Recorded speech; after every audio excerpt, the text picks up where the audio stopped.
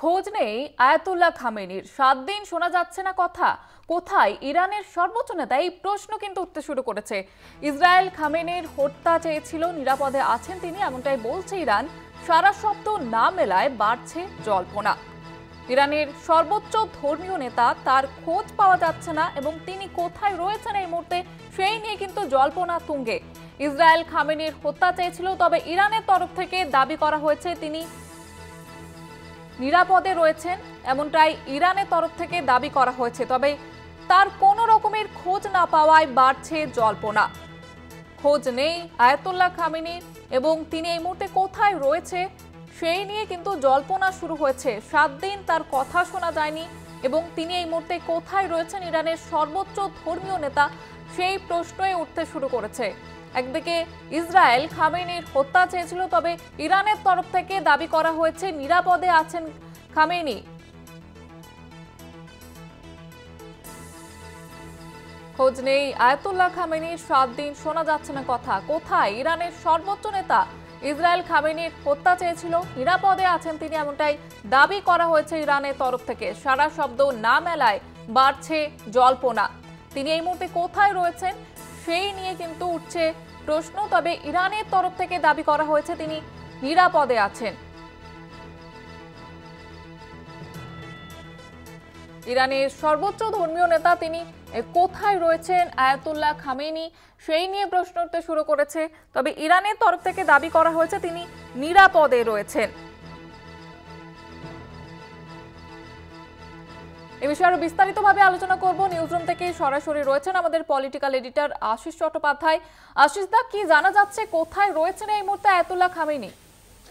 দেখো, Ayatollah Ali খামেনেইয়ের দিক থেকে কোনো কথা, বাণী, ভাষণ, ছবি, ভিডিও কিচ্ছু পাওয়া যাচ্ছে না। আজকে সেটা 7ম দিনে পড়ল এবং সারা বিশ্ব জুড়ে একটা জল্পনা, একটা চর্চা এবং অনেকের মধ্যেই একটা আশঙ্কা তৈরি হয়েছে যে খামেনেই ঠিক আছেন তো, খামেনেই নিরাপদে আছেন তো।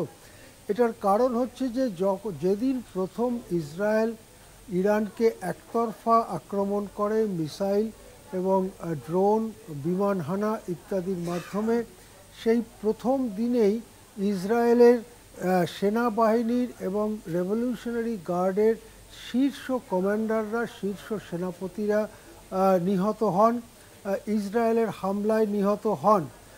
এবং তারপরে কয়েক ঘন্টার মধ্যে ইরানকে সেই হামলা সামলে নতুন লোককে নিয়োগ করতে হয়, নতুন সেনাপতি নিয়োগ করতে হয় এবং তারপর ইরানের পাল্টা হামলা শুরু হয়। এর 2-3 দিন পরে এইরকম একটা খবর ছড়িয়ে পড়ে যে ইসরায়েল চেয়েছিল ওই হামলায় খামেনেইকেও হত্যা করতে। এই খবরটা ডোনাল্ড ট্রাম্প পেয়ে সম্ভবত ইসরায়েলকে নিরস্ত করেন। তিনি বলেন যে আয়াতুল্লাহ আলী খামেনেইকে হত্যা করবার কোনো প্রয়োজন নেই।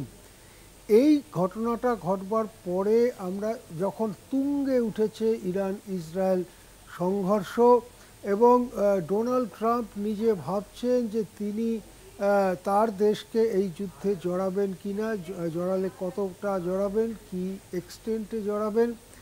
এই রকম সময় একটা খবর আসে যে খামেনেই কোনো নিরাপদ গুহা বাংকারে চলে গেছেন এবং সেখানে তিনি কোনো ইলেকট্রনিক জিনিস ব্যবহার করছেন না, অর্থাৎ মোবাইল ফোন, টেলিভিশন বা যা যা ইলেকট্রনিক যোগাযোগ ব্যবস্থা, ইলেকট্রনিক কমিউনিকেশন গ্যাজেটস, তিনি এসব কিছুই ব্যবহার করছেন না। রাষ্ট্রের প্রধান, রাষ্ট্রপতি ইত্যাদি বা মন্ত্রীদের সঙ্গে কোনো কথা বলতে গেলে, তার কথা জানাতে গেলে তিনি একজন মাত্র বিশ্বস্ত দূতকে ব্যবহার করছেন এবং এভাবে তিনি নিরাপদে থাকার ব্যবস্থা করেছেন। কেননা এইটা ইরান মনে করছিল যে খামেনেইকে হত্যা করার পরিকল্পনাটা ইসরায়েল ছেড়ে দেয়নি। এরপরে যে খবরটা আসে আমেরিকা যুদ্ধে ঢোকার 2-3 দিন আগে, যে খামেনেইয়ের 3 জন উত্তরাধিকারী নাম ঠিক হয়েছে। খামেনেই যদি মারা যান বা নিহত হন তাহলে ক্রম অনুসারে কারা কারা খামেনেইয়ের জায়গায় আসবেন সেই রকম তিনজন নাম ঠিক হয়েছে ইরানের সর্বোচ্চ নেতা হিসেবে।